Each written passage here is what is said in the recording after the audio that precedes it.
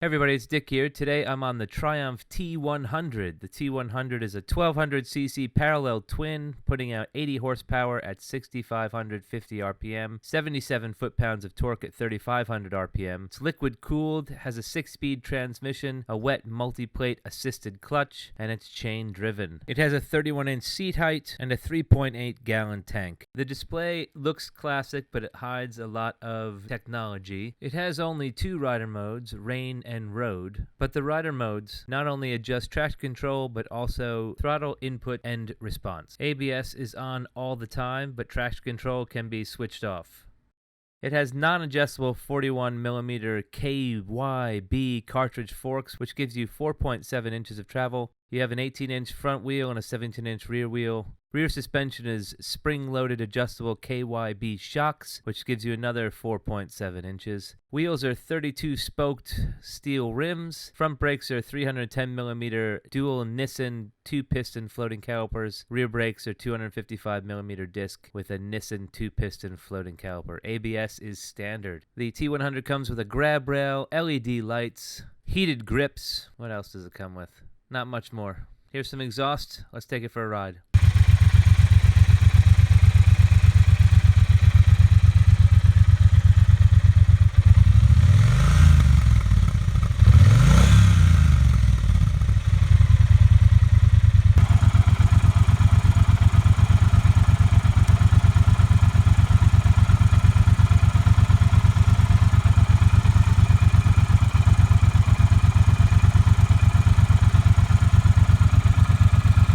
Hey everybody, it's Dick here. Today I'm on the Bonneville T120. I'm rounding out my test rides of the entire Triumph line that's currently on offer. The T120 runs the 1200cc HT engine that you'd find in the Bobber and the Scrambler 1200. I've been told it was tuned a little different than the one in the Bobber and the Scrambler 1200, but I couldn't get any information on how it is tuned differently. I'm not really sure they'd spend that much time, because they already tuned the HP Hilo Papa engine differently than the HT Hilo Tango engine, so don't really know what the benefit or the cost benefit analysis of then tuning the HT differently for the T120 than the other engines would be. But it does feel heavier than the other bikes that run this engine that I've ridden. Feels lumpy.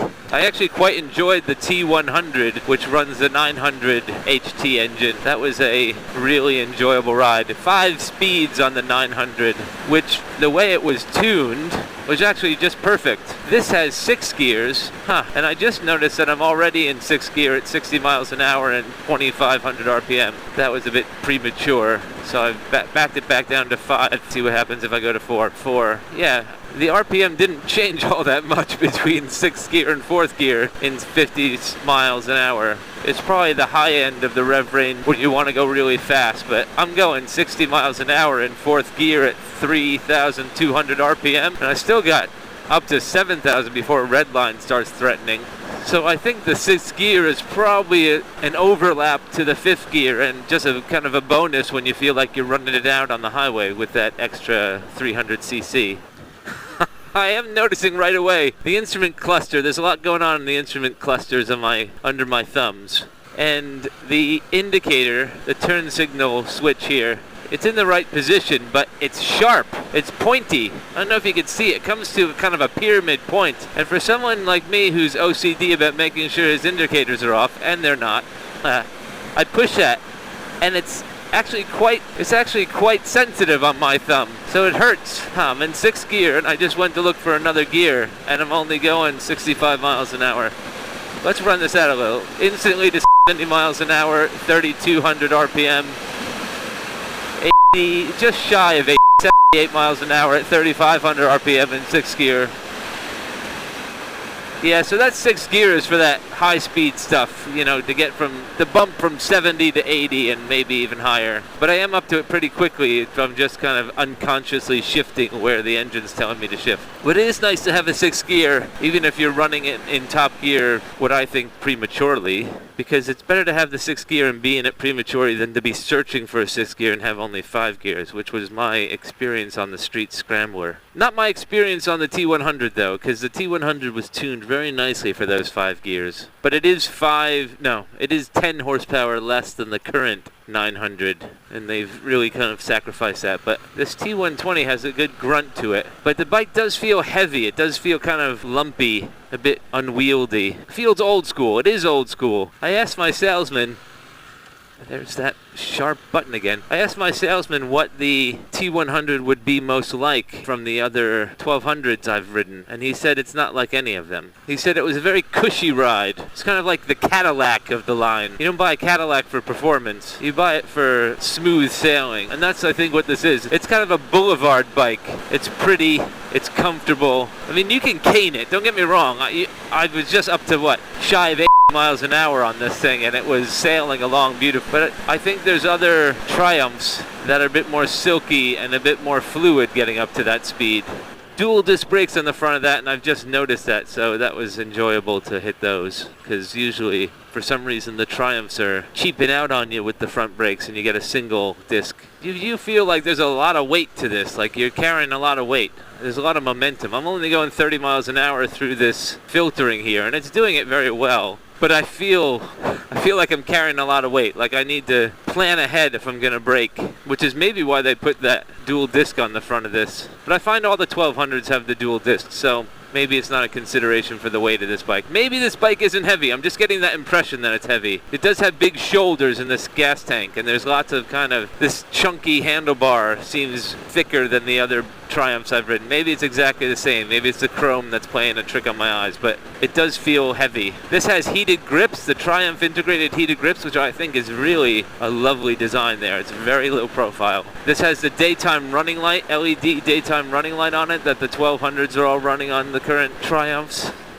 Yep, yeah, that soft rear brake is soft, and I felt like I was coming into this hot. So those dual discs on the front are welcome. It does feel a bit like a Boulevard Cruiser, the Boulevard Bonneville. It's got a big, powerful engine in it, but I don't feel like this is a performance bike.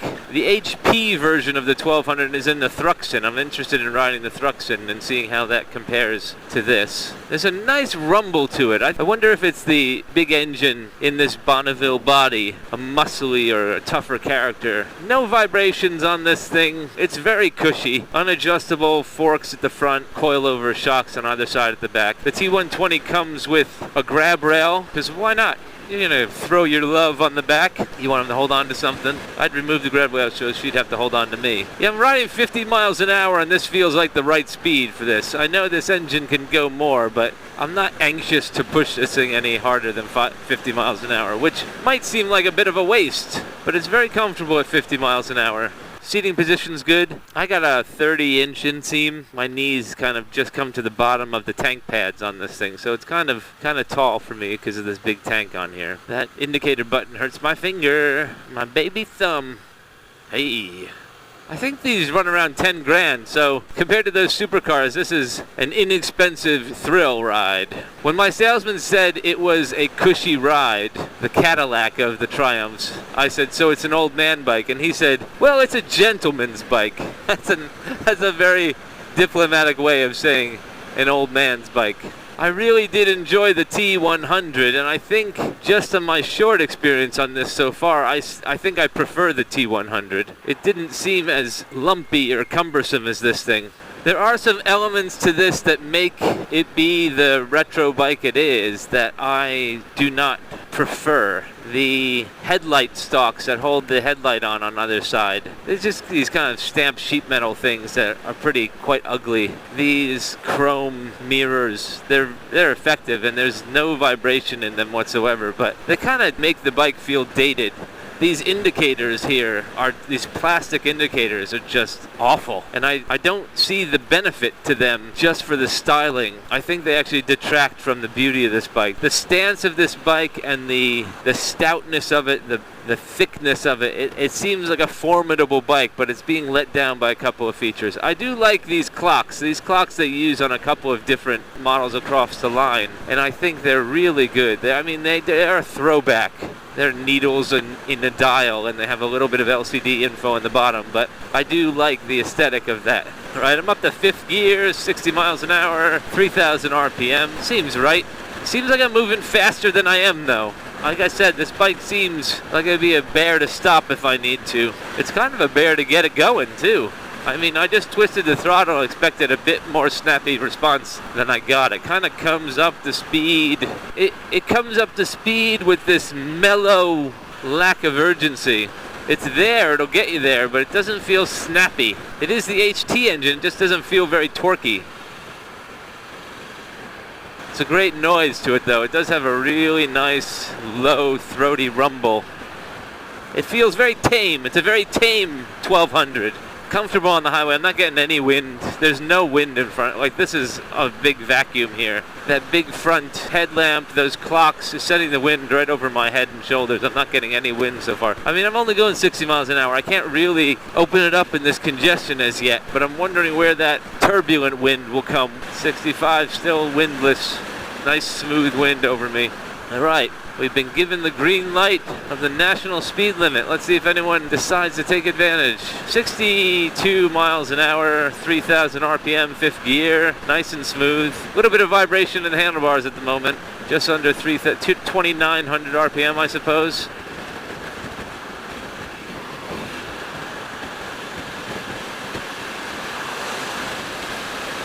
$75 miles an hour. 75 miles an hour. Wind is picked up, but again, it's smooth. It's a smooth wind. That was a phaser that went by. Nice. 70 miles an hour, 5th gear, 3,500 RPM. I'm not feeling I should get into 6th gear as yet. 70 miles an hour, 3,800 RPM. Still nice smooth wind up at speed. Have not found a reason to use the 6th gear yet.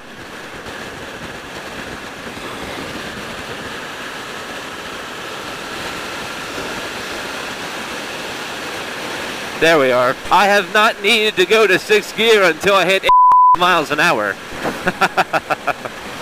So yeah, 6th gear is a bonus gear for those of you who like to go fast. It is at 8 miles an hour that you gotta start fighting the wind. It's still rather smooth compared to some other bikes I've ridden. It does feel like I'm riding a battleship though. So 75 miles an hour is comfortable. I'm getting vibrations 3,400 RPM. There's the torque. 35 to 4,000 RPM. Wow, 6th gear. Up to speed. That works really well. So it's got the power when you want it, and I'm not really fighting the wind all that much. This thing can pull, ladies and gentlemen. Wonder what the gas mileage is though, because I feel like it's working. It's not laboring, but it seems a little less fluid than other bikes that go that fast. But this thing can go. It's always an interesting sensation to be on a motorcycle. After you go really fast on a motorcycle, and I'm saying really fast, I'm not going really fast. But after you go fast on a motorcycle and you kind of pull back a bit, you ease off that accelerator and you come down to normal highway speeds, it always feels like you're crawling. And that kind of encourages you to creep up to speed again. Now that I'm off the highway, my butt is starting to tell me it's numb. The seat is a bit soft. I'm numb high up. It's almost like I'm sitting higher on the haunches.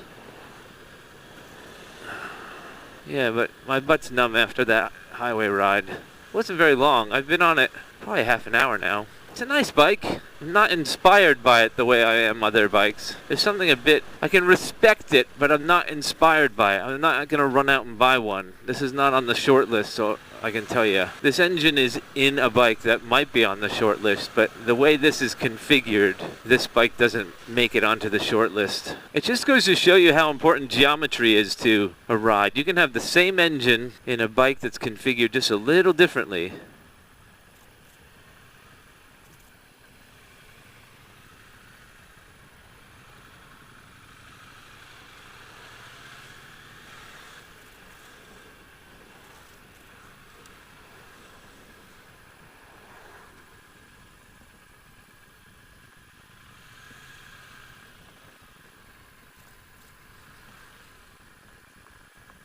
Now, I did say it was cumbersome, but it actually is really easy to maneuver. The balance is really lovely, and you can shift your weight on this seat very nicely. And the steering radius is better than some of the other Triumphs I was riding, so that's quite nice.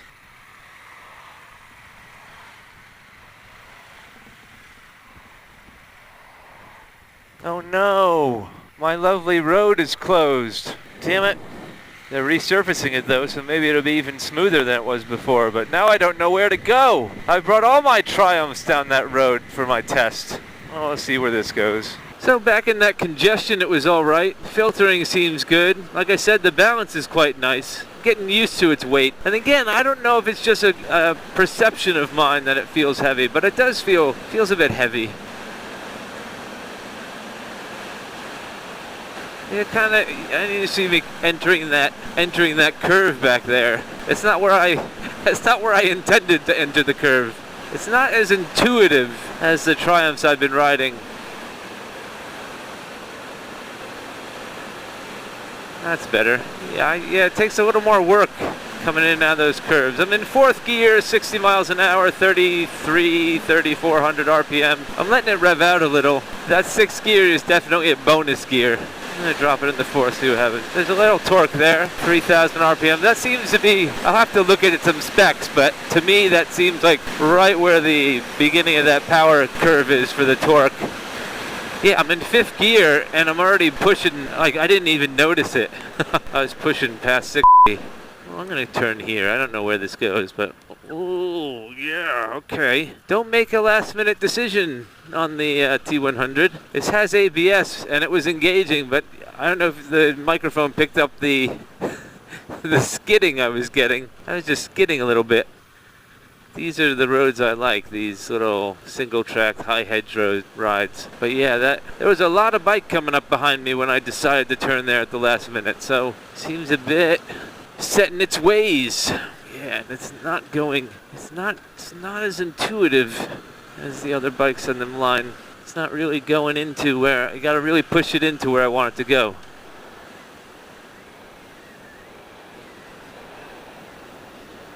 Yeah, it's funny, even at 30 miles an hour, coming up to those little blind curves, I feel like I'm going way too fast on this thing, like I'm not gonna be able to stop it in time. It's pretty clear here, I'm gonna do an emergency stop.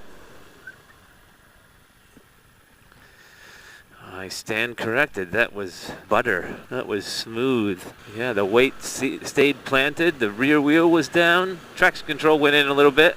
But that was... I feel a lot better about this bike now because I felt like if I was going to be caught out, it would not treat me kindly. But that treated me very kindly. Well, that's impressive because I felt like... I mean, you saw those forks dip. So there's definitely some weight coming down on those forks.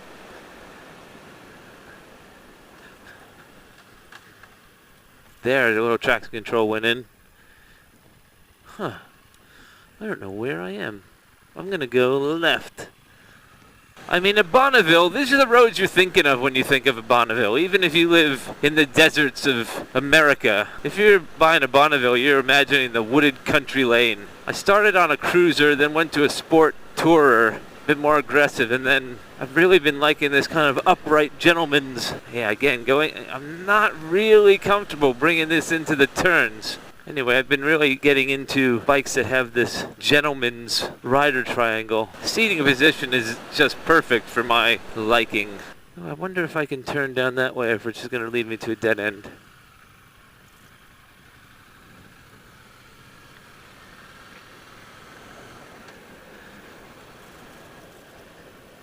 Yeah, I think this is the dead end. Unless... Is it just walking path here?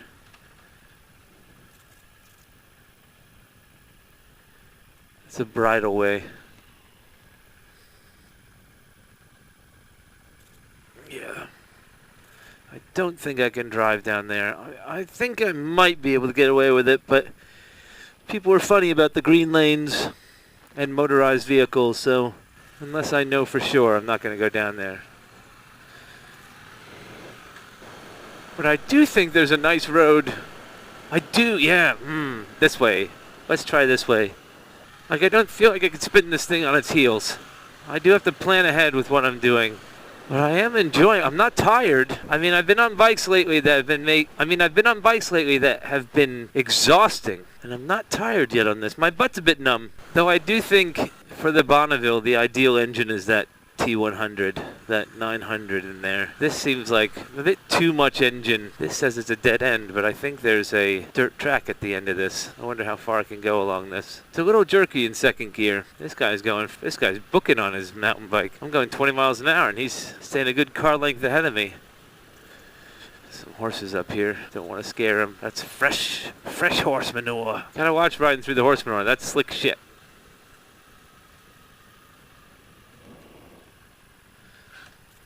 Oh, little traction control, little skid there. There's a sign hidden over here. And I don't know how effective that is.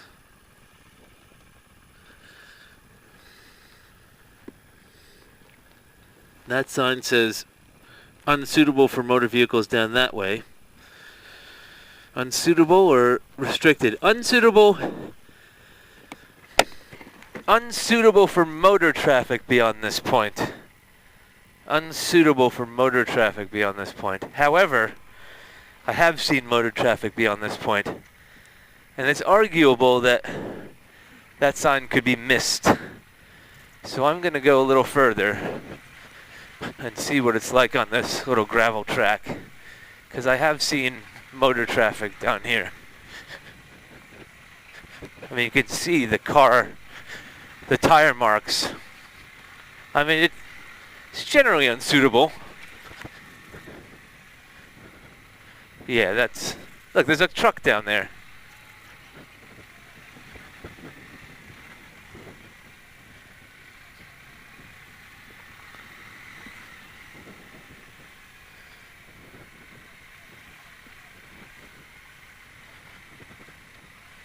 Ooh, ooh. Now it's unsuitable.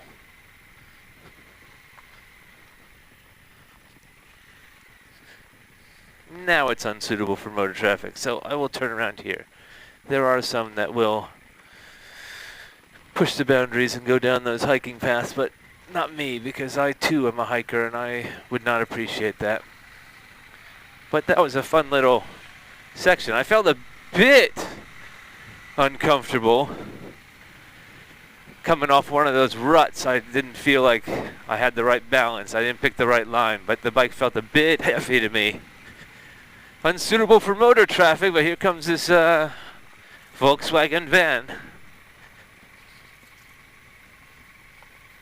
I'm gonna go in that rut to avoid him. Ooh, little up and down, yeah. That's heavy, but it's fun.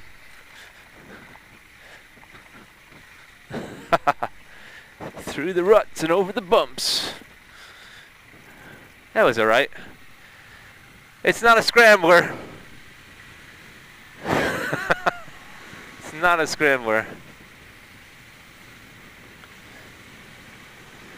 But it is fun exploring on this thing. I do feel like I have to rein it in though on these small roads, which again is why I prefer the T100. I didn't feel like I had to rein it in.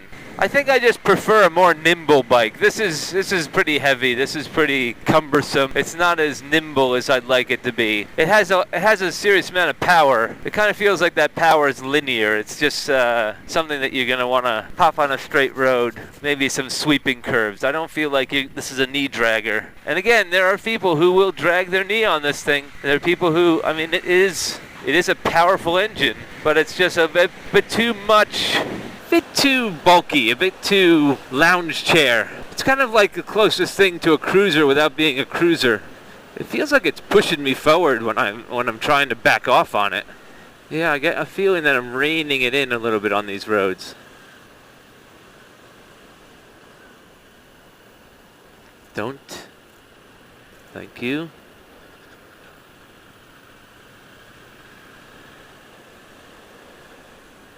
I'm seeing these horse signs, and it's probably helping me with this analogy, but it does remind me of when I went horseback riding. You know what to do to rein that horse in, to control that horse and the power that's underneath you and between your legs. But at any minute, that horse could buck and do what the hell it wants. And I kind of feel like this bike could do that. This bike is a bit of an animal. It's not unbridled, but you can go to a polo match and still have a horse throw its riders.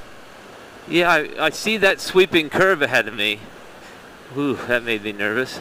I saw where the road went. I could see ahead of me enough to really, on my other bikes, just open it up and go through those curves. But coming into that curve with that van coming at me, I got nervous on this thing. And that's an odd feeling with as many miles as I have under me. I kind of feel like this bike is a holdout from another era. I know it's a modern retro or a modern, what do they call it? Retro modern, modern retro. But I think they've come a bit further. They've made that evolutionary step. Me, that would have been a lovely curve, but I did not feel at all confident going into that. Damn it. Yeah, I kind of feel like they've outdone themselves already. The street line, smaller engines, but they handle so much better than this thing.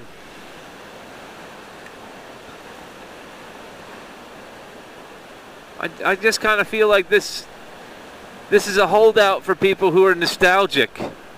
And they've put an engine that's really powerful into a nostalgic bike that I don't really think can handle that power. I'm really pissed about that curve back there. I was looking for curves like that. Get out of town and just do a sweeper, and I just felt like the bike was gonna just beat the shit out of me there. Where on other bikes, you just dip it a little lower, and even if you went into the curve wrong, you dip it a little lower, it'll carry you out. This thing, I think, did not make me feel that comfortable. Though on the T100, I think I would have done fine on it. I don't know. This is an odd machine for me. Can't really put my finger on it.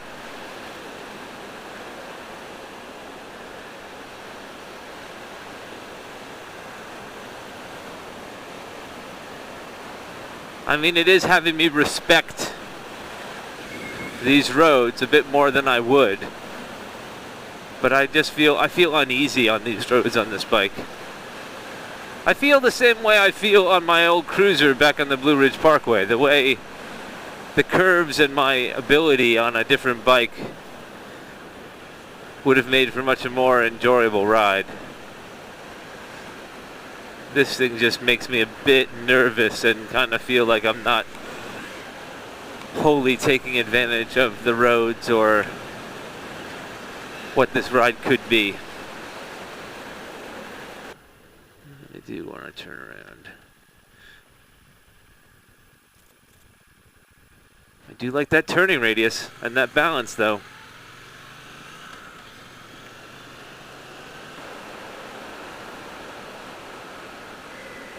Is this the road?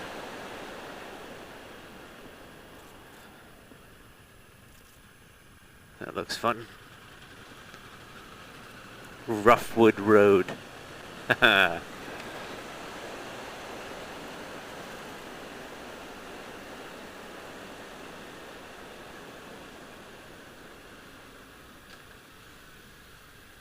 Anyone coming? Yeah, you're coming.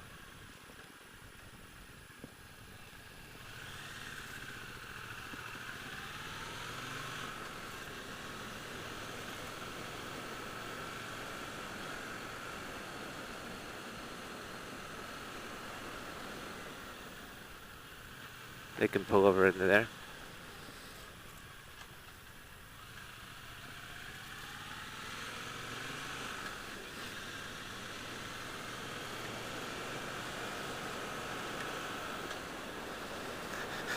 It's funny, I'm riding this gleaming Triumph Bonneville T120, and I wish I had my Royal Enfield on this road. Maybe that's saying something about it. I mean, Triumph without a Bonneville is like Harley without a Sportster, but I think Triumph has done a lot better since, and I think it's time for them to... I mean, they can't keep plunking in their more powerful engines into these Bonnevilles because it's doing the Bonneville a disservice, I think. This thing just keeps pulling me forward. Even when I'm rolling off the gas, it feels like it's just pulling me forward. Ooh, carrion bird.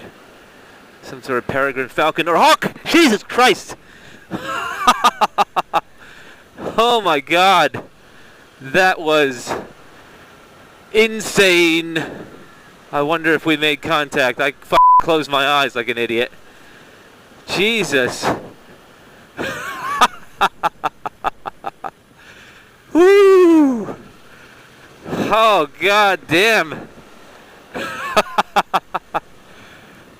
I didn't think it would come out on me. I thought it was going to eat its prey. Whoa, shit. Whoa, catching my breath.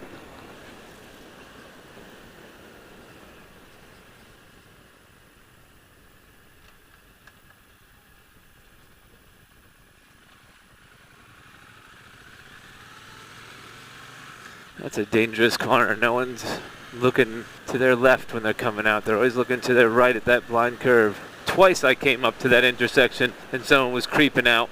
So when daytime running lights are on, there's a green light there. And when normal headlight is on, that green light is off. So I guess it's there to remind you when it gets dark out, those lights aren't going to be very effective. But I find it interesting. The daytime running lights are LED. But the regular headlamp is a halogen. I think it's another example of us being at that crossover point of technology. Interesting. There's a little spurt of torque from the rear wheel when I roll off it. Just kind of jerking me forward a little bit. Oh, yeah, damn it. That should have been a lovely turn, but I just feel like I'm not going to be able to control this bike around it. T100 I was fine on. And the street line, the cup and the scrambler, you could just dip it into those turns. This thing does not give me confidence. And my thumb hurts. If you like that video and you want to see more like them, hit like, share, and subscribe.